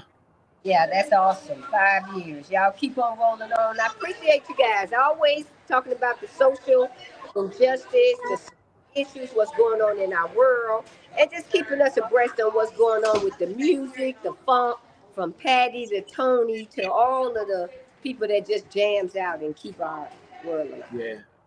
That's all. Thank you. I appreciate it. We ran your video earlier, and I want to get like you and Dr. Wilson and, you know, all you guys on whatever Saturday sometime in May, because we got the whole month to do this. So I appreciate you. I love you. You're my sister. I love you too. And without you in the world, saying the things that you say and teaching us, and we learned all about the women of color in the military, all of those things, man, that's what makes it worthwhile. Every time I feel like I want to just stop, I realize I cannot, because there's so much that you guys are sharing that we could all learn from it and be gifted from. And that's the gift, I guess, where the universe has me right now. And I'm just going to ride it. You know, just gonna ride it. Absolutely. That's all we can do. Yep. Stay focused and stay tuned. Don't give Absolutely. All right, sweetie. Thank you. up. All righty. Love you guys. Love you too. All right. Okay. Bye. Bye-bye. That's so tight, man. We got something else to share, Mark. Linda Shiner here, talking about my brother from another mother, Zach Robertson's Funkin' from the Front Seat podcast. It's Saturday afternoons, 12 o'clock Eastern, 9 o'clock on the West Coast, and 10 and 11 in between. We talk about, I'm on there sometime, we talk about politics, music, of course, what's going on in the world, and whatever kind of floats our boat that day. So y'all check it out. Like I said, Funkin' from the Front Seat, Zach Robertson's podcast, Saturday afternoons, 12 o'clock Eastern, 9 o'clock West. Peace. Cool. Yeah, thank you, Linda. Appreciate you. You were on earlier. I know you had to get up out of there, but thank you for popping on. You know, you're one of my favorite guests. And I got to find where Donna is, because we haven't had Donna on in a long time. Mark, maybe you can send her an invitation. I will. You know, reach out to Donna and reach out to Next Exit. That's your assignment for the week. Find Donna and find Next Exit, because Otis just called me the other day, so I know where he is. But maybe we could have all of them on, and then also I'll locate Joe Keys, and we'll put all our feelers out. I want everybody, of course, George the Funk Vinci next week. I want everybody to come on and just have some fun, man. We're gonna bum rush the stage like P-Funk. When they do Atomic Dog, they bring everybody up. That's what we're gonna do. We're gonna bring everybody. We bring it back. So see if you can find Kim, your girl. Not only Kim, but maybe we'll even 5 years. Not only Kim, but maybe we'll even find good friend of yours and a good friend of mine. I think it might be time for Ken Knox to come back, the chairman of the board. We'll get Ken on too. We'll make a list. But not for nothing, I'm not knocking where that other place was. I know you're still involved, and God bless you. They're doing well. But see, they never thought I was going to do it and make it. So you know what? Tell them it's 5 years. 5 years. As a matter of fact, one of the founders is now living in Spain. So maybe I'll see if he wants to come all the way from Spain, since Nick lives in Spain now. Literally, he lives in Spain. Well, 5 years, that's what's up. Yeah. George the Funk Vinci said, Atomic Dog. Woof, woof. Woof, woof. Yo, man, that song right there, Atomic Dog, the record was dope anyway, the way they used to play it in New York and mix it for 20 minutes. But live, when I saw them do that song changed my DNA. Aliens, we gravitate towards the funk. So when we hear certain things, that's why we all together, because we all aliens up in there. And that song rearranged my chakras and changed the way my body rhythms were. Because it was just so much. It was like 13 people on stage he had. And it was just so much dog coming at you, And I was studying it. And then I understood where that one was and how they heard it, and how Gary Scheider, who was actually the genius, David Spradlin and Gary Scheider, was the genius behind the music. Let's keep it real, right?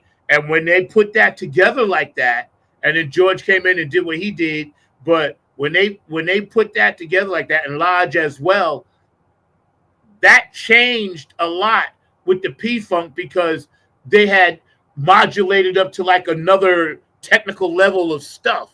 And we all heard that, and we were like, wow, that's really different. You know what I'm saying? We were like, yo, that's why so many rappers sampled that. All the rappers, they owe them brothers, man, much thanks and love. And that's another subject. But that's a whole nother that particular song, man, great song.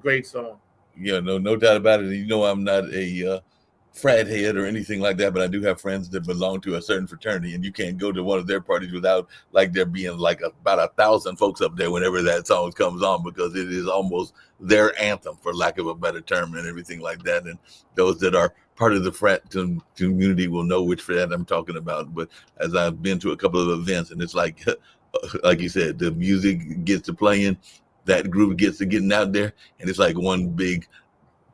I think that song sometimes goes for 30 minutes when they decide to go in that mode and everything like that. So it is definitely the anthem for certain people.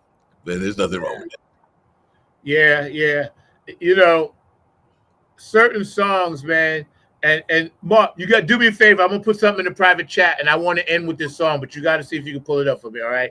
Certain songs and certain grooves and certain groups and things like that. They represent a shift, a change, kind of like what we're going through now. And that's why I'm very excited about, some of the new things that I'm going to be working on and doing with other people, man, because it's that time, man. Before we go, we got two more things to do. Okay, we're going to shout out. Let me see. I have my list of people here. Okay. We're going to shout out P-Funk Radio, JTRP, Gabe Gonzalez, Larry Funkster Jones, Robin Circular P, Philly Phil, Bootsy and Patty, of course, HJ Entertainment, Kane and Jams, Cindy K. Lane out there in Seattle, Tony Cameron, the Funk All-Stars, the Nappy Head Funk Army, Oak City Music Collective, and Afterglow 92416. Thank you, Otis, because I'm rocking your stuff right now. And with George's hat, Brooke Clagett, my Funk Angel, Q&A Entertainment, Patricia Dioria, Curtis Wilcox, and George the Funk Vinci for their artwork and their contribution. Dr. Brookenstein for always helping me with technical issues. He's been my technician, since like 1998, helping me with all kinds of computer problems and taking care of my website and things like that. DJ Coccolino in Italy, thank you for always playing my music and turn it into whatever you want to turn it into. Elizabetta in Ireland, thank you as well for putting a little bounce to the things that I send you and changing it, flipping it, and doing what y'all do. Of course, David Webb, Funk Chronicles, bro, I'm sending you that information so we can do that show. And thank you for inducting us to the Funk Hall of Fame out there. And congratulations, happy birthday to you, for sure, for sure. And all the people that have watched this show and came on this show and hung out on this show and everything else, man, we definitely appreciate you guys. You guys have been like a major, major part of making me laugh. On Friday nights when things don't go so well, I know Saturday mornings I can get up and, go and do some stuff with you guys and hang out. So we're going to run something real quick, and then we're going to get out of here by I swear by 2:05, and then we're going to chop these up, put them into shorts, and then you guys can just hang out and watch them and go back and pull any clip that you like. Check this out, one of our very first videos as well. It's however you feel, but you just have to fit it between that space, that little space that you got, which is one. Then you would try to fit your different notes, but you felt in between it, and that's the funk, and you can change that, and that's the funk, and you can change that.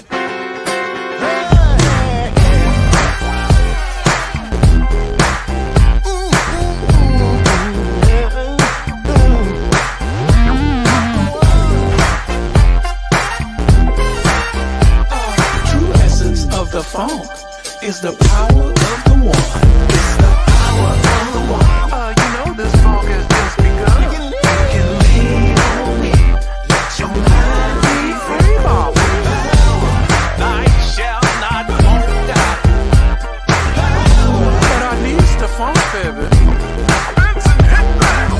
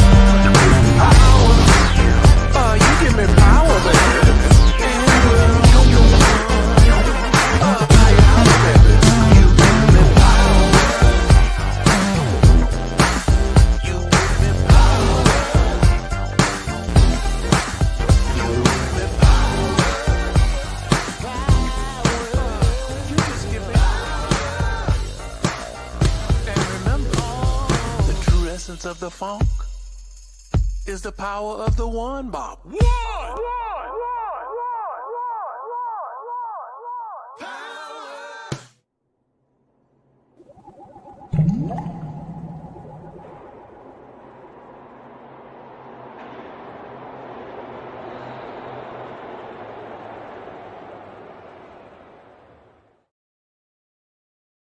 That's where we live, right there. The power of the one. Yo, man, this has been a great show. I didn't even realize it, Mark. We've been like over 2 hours. It's great. We got a lot to cut up. Did you get that other thing, man? Yes, no? I got it, but we'd have to do it the old-fashioned way, like we did Kevin and everything. But I do. I don't mind. It's just a tribute to my West Coast peeps out there. So, Cindy, this last one, we're going to end the show with that. Any last words, Mark? Any last words or thoughts that you want to say? It was an amazing show, as you said, and we were celebrating the anniversary and all along those lines. So definitely it's been 5 years of amazing conversations about funk music, about politics that folks have said, about social justice, about a number of things that are going on, even the education system and the state of housing and a lot of other things that we talk about, but it all revolves around funk music, which is very dear to you, but dear to many folks around the world and all along those lines, and is at the core of much of what is going on musically and along those lines. So it's definitely worth having that conversation and hearing all these amazing people on this, the first one in May, and we've got some more weeks. We'll be hearing from some of our other past guests and future guests and all along those lines. So as always, an amazing conversation and glad to be a part of this. And, you know, Zach, you're just truly amazing. You've always got great insights. And of course, you are a true funk warrior. I can say that without any doubt that you are one of those funk warriors out there, and you are definitely right to be a member of the Funk Hall of Fame. So definitely that's something you're giving me my praises. I've got to give you your praises as well, because there's no doubt that you deserve being in the Funk Hall of Fame for all the work that you have done and all along those lines. So you're keeping the funk alive, and you're part of that next generation. You know, I guess George and them started, and of course Jimi Hendrix and a bunch of other folks have been part of that legacy, but you and Al Richard, Kevin Harrington, Shindig, and others are keeping the legacy going. And I know sometimes you get frustrated going like, is the next generation ready? But I think that they are, and all along those lines. But you are a trailblazer in a lot of ways and everything like that. So I'll just give you your shout out and let you know that I consider you to be a true funk trailblazer, whether in the Big Apple where you originally started doing it at, or whether you're in North Carolina, or whether you might be wherever you might go at, even to the West Coast. But you are a true trailblazer in that sense of what you have been accomplishing and still continuing to accomplish. So I consider you a trailblazer in this musical game, not just funk, but I think that even jazz heads and blues heads and a lot of others recognize that you are a true trailblazer and all along those lines. So if you I appreciate that, man. That's very kind words, and you know, I appreciate the encouragement. We all need it. You know, we get lifted up by each other. So that's man cool, man. Today we had Al Rashad, we had Linda Scheider, we had Kevin Harrington, you know, we had Cheryl Woodhouse, yourself, myself, and many, many others. And, you know, I just want to say thank you. I'll see you guys next Saturday, same time, and we'll gather up some more guests, round up as many people as we can, go down our list, see who could pop in and, you know, and do that thing. And, you know, peace, love, and harmony. That's our thing, you know, all this month. We're doing our anniversary shout outs to all the guests we've had. And Shindig, thank you so much, man. I appreciate you as well, man. Can we run this, Mark, or no? What's going on? Yeah, we can run it. Let's do it right now. Yeah, let's do that.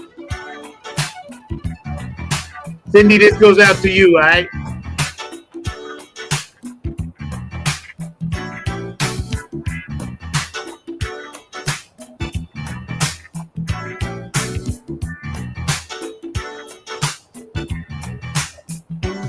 They can spend the money,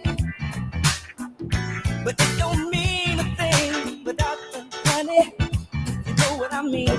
Cause your kisses like the taste of aged wine, and with the start of another day, you got me thinking your vintage is hard to find. Your love, it's really Talk about Bruce and Shalimar. It's cool to find somebody else to take Shalimar. That was bad cool. your love. It's really as the days go by. As the days go by, there are pretty faces on TV.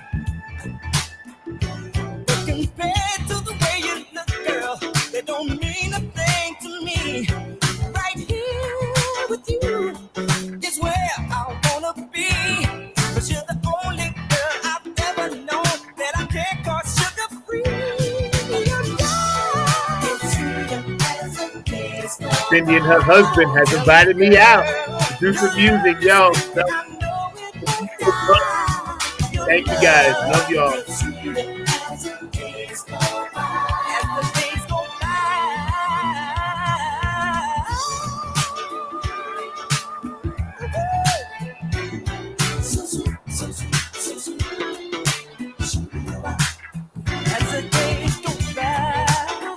And please, Shalimar, don't sue me. I just want to share your music.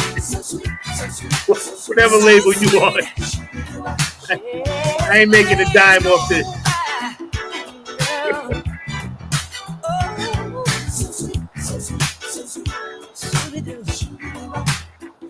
Funk from the front seat. 9 on the Grind TV, y'all.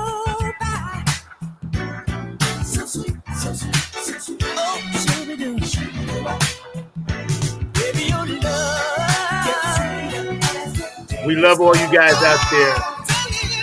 And your love, all of you collectively as our audience, gets better and better every day. Y'all feel me?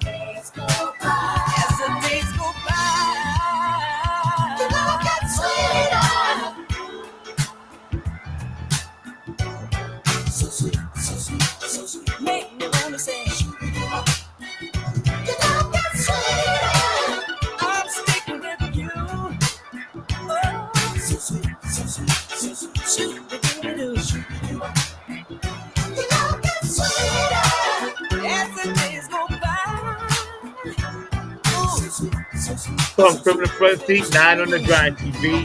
Let's get out of here, Mark. We'll see y'all next week.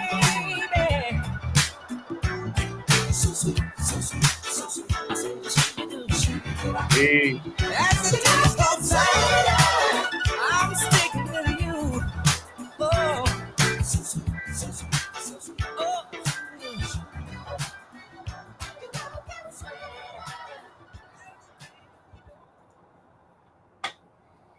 Remember, funk, not fight.